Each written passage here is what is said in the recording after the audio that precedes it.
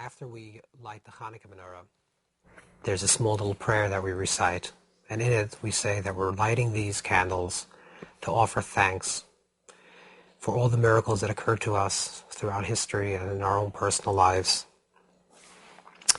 And permission, we say, is not granted for us to use these candles for any other purpose, just to look at them. Ella lerosa milvad, only to look at the candles.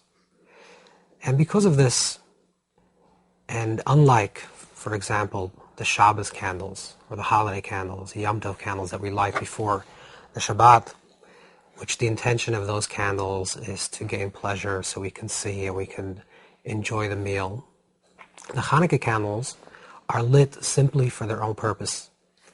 And the only thing that we can derive anything of it, the only pleasure that we can derive from it, is to look at it. Ela lirosa milvad. And because of that, the tradition has evolved with its roots from hundreds of years ago, from many different sages that talk about looking at the menorah, looking at the candles. Once we light the menorah, to spend some time and just look at the candles. And there are various different customs that evolved around what should be done around when we look at these candles. So one of the intentions of the book that I wrote, which is called 8 Lights, 8 Meditations for Chanukah, is dealing with 8 specific meditations related to the 8 nights of Chanukah.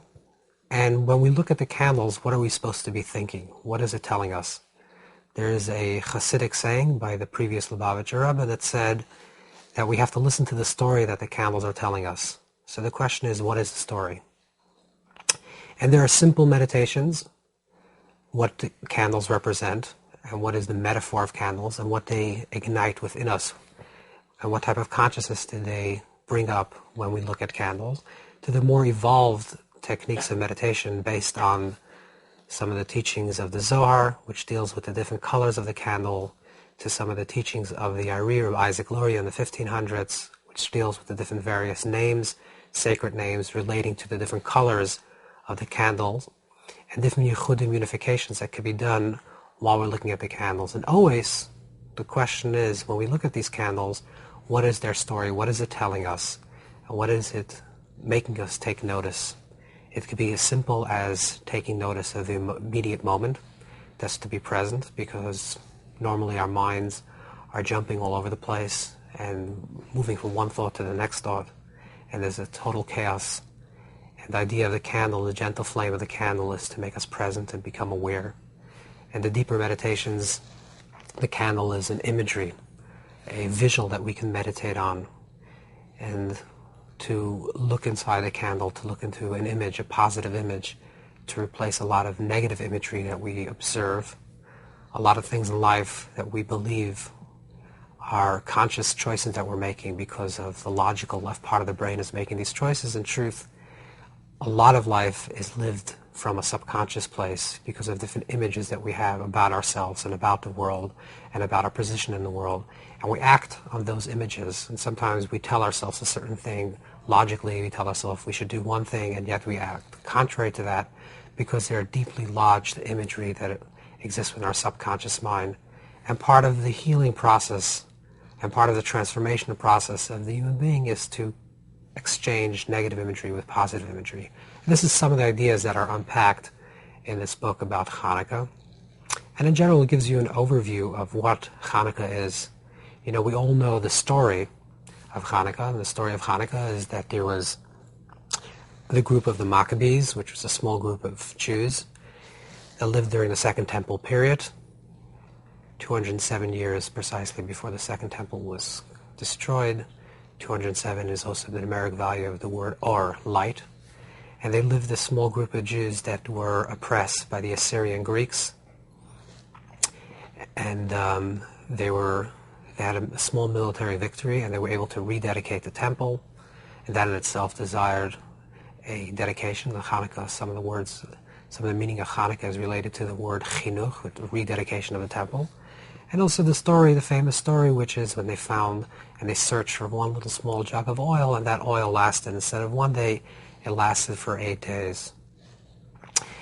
It's interesting that when we look in the Talmudic version of this story, of this narrative, it says L'shana acheres, the next year, the sages of the Talmud established this holiday. And the reason why they established it the next year is because we have to think about time. When we think about time, the ancient man believed time was cyclical. Time revolved around patterns, and what was will be. And there's no moving forward, there's no progress, there's no hope, there's no future. Everything that was will be. And time is basically cyclical. This is basically an observation looking at the seasonal development of the year. We see that the seasons come and go, and therefore we view time in the same manner. And the great cycles of life is a great cyclical nature of time. One of the great innovations of the Torah, one of the great chidushim that the Torah revealed to the world, was that time also moves linearly, that there's progress, that there's a past, there's a future, that there's a creation, there's a revelation, and there's a redemption. There's movement that's forward. That gives the possibility for hope and for future and for creating a better reality and not getting stuck. And this idea of time moving forward, which is a linear progression of time, that there's a beginning of time, which is Bereshis bara, and then there's the end of time, or moving towards the end of time, allows for progress. So we look at time, we look at it in a linear way.